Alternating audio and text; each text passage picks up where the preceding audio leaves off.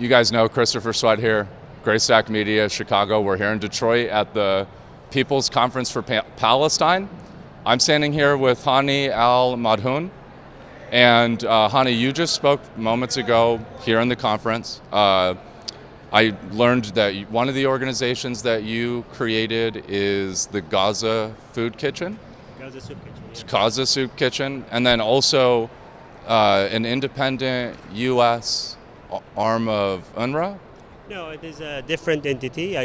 My full-time job is with UNRWA USA here in Washington, D.C. area, but we're in Michigan.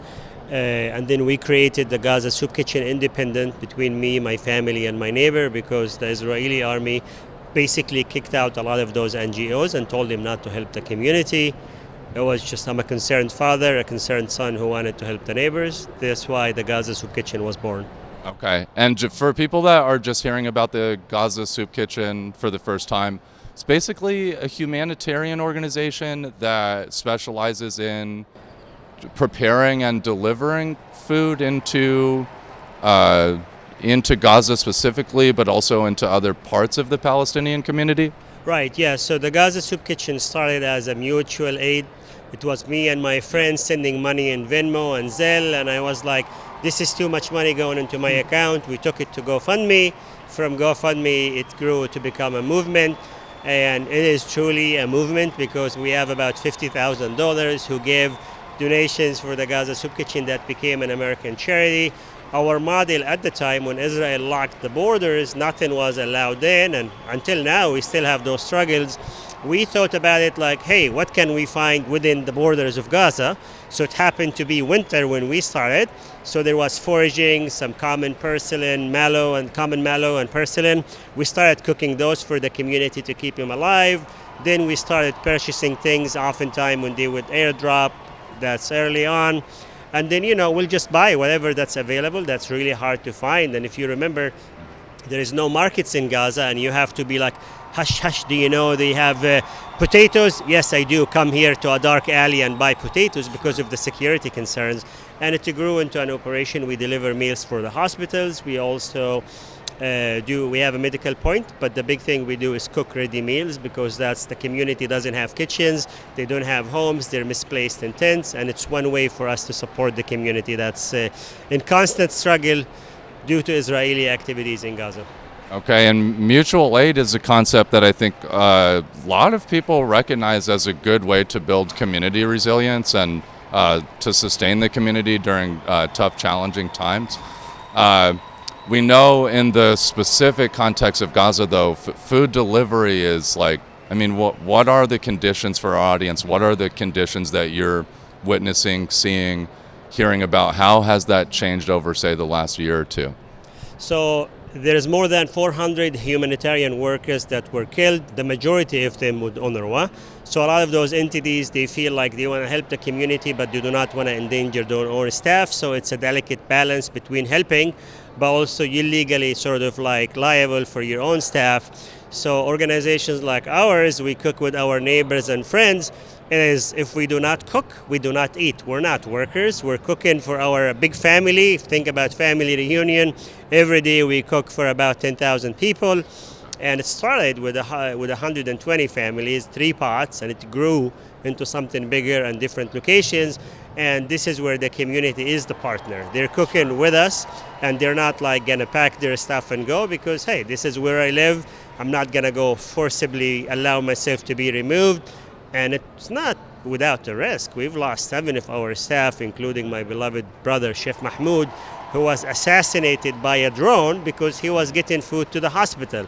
Why? Because if people stay in the hospital, that slows down in many opinions, the ethnic cleansing that's going in Gaza. So they said, let's take him out, so this way the people will feel there is nobody there to support them. And of course, they cut off the water. That's the first thing.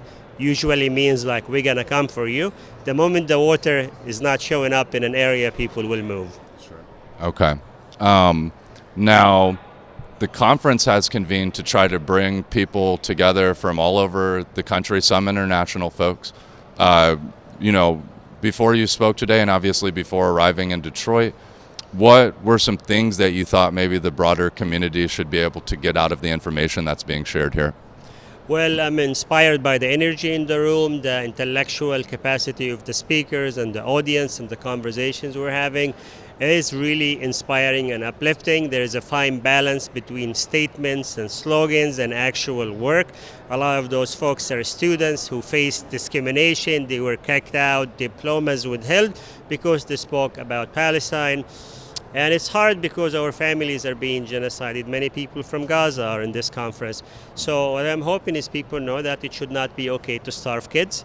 Your tax money should not go to starve kids. We should use our money to feed people here in America, but also overseas that we give them this. This is the U.S. who produced these conditions in Gaza. The U.S. is not blameless here. But we're also Americans. Like, we're not going to be like hating in our country. The only reason I'm able to travel the world is because I became an American citizen. So that's something I will never lose sight of. And this means freedom to me. And the flip side of the coin, the American weapons killed my siblings. And the technology and vetoes at the UN. And I was telling the audience here, do not let the Israelis have monopoly over using the American flag. They always march with Israel and the US. We're like, we love America. We're like Americans. Many of people served in the army are here today. And that's the message I want to get across. Like, we are proud of who we are. Yes, there is a lot of issues we have with a lot of these governments and the decisions, but I do not want to alienate my fellow Americans who might be not as involved, because we can agree, you and I and everybody in this space, we should not starve kids. Now, and we should not pretend Israel is not carrying these policies in Gaza. They are doing this with the protection of the US. Nobody in Europe is happy about this. But somehow only the power exists here. If America wills it, the suffering in Gaza will end. Right now, they have not seen enough suffering in Gaza. Unfortunately, more than 60,000 Palestinians are dead, more than 100,000 people are injured, and more than 50 or 60,000 people are maimed and lost body parts, many of whom are children. So you and I know none of your reviewers stand for this stuff. Exactly. Okay, and you also brought up, so integrating the American flag into the Palestinian liberation ground movement in the U.S. could be interesting. We've been telling a lot of people, because we do a lot of reporting on those scenes, it's mostly Americans. So you think that folks here, folks in the movement, people that are obviously very concerned about Gaza, should kind of be framing where they're speaking from as like pro-American, but maybe with the realization that like we can still dissent with our political institutions, we can still fight with our government, we can still disagree. Look, when we look at our Congress, we do recognize this country. They have different stands. When we look at our government, it has not been reflected, because the public opinion show you that the Americans feel that Israel went too far, Israel killed more people, Israel is starving Gaza, but the politicians who financially benefit from those positions have not adapted yet. And it's unfortunate that, this country does a lot of good in the world. It does a lot of horrible things that I do not endorse. My family is being displaced, and the GHF, the Gaza Horror Foundation, I call it, they're killing people at the aid sites. This is now, no American should stand for that, but right now this is what the government policies is. When I think about this, I went to school in Utah, which is a very rich state, and that's where my sort of awareness of America, that people always will do the right thing once they have tried everything else. We are taking a moral stand on behalf of this country for the future. It might not be for now, because tomorrow the kids will be like, hey, what did this country do? And then we gotta be looking at these protesters that say these are the heroes, not the guys who were in the last administration who now tell us, oh yeah, it was Israel's fault that they did not have a ceasefire.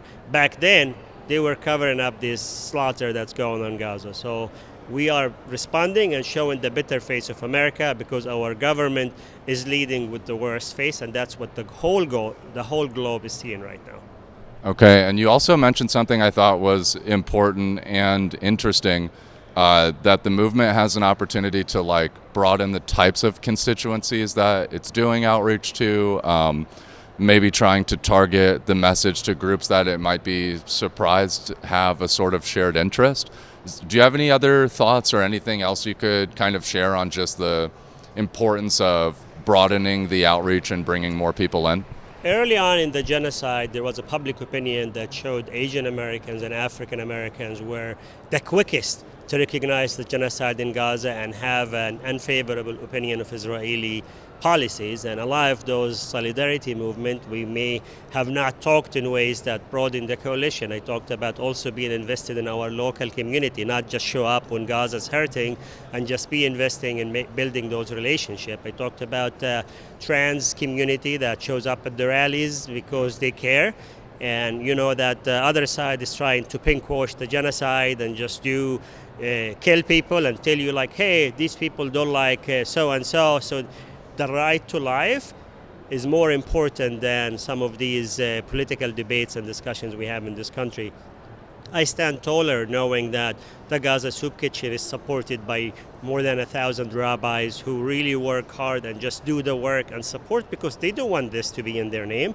They do not want universities to be defunded using Gaza as a wedge issue. What's going on in Gaza is wrong. The president recognized this. It's his action that I take issues with. Look, the reason why we started the Gaza, one of the reasons why we became a not-for-profit, is we said if you're going to help Gaza, help it in a way that reduces your tax burden, your American tax burden, because America does not need more bullets. So this is a way for us to make the system work. This is the law. People can help Gaza and reduce their tax burden. So this way, less of their money is going to hurt Palestinians and other disadvantaged communities around the globe, including in this country.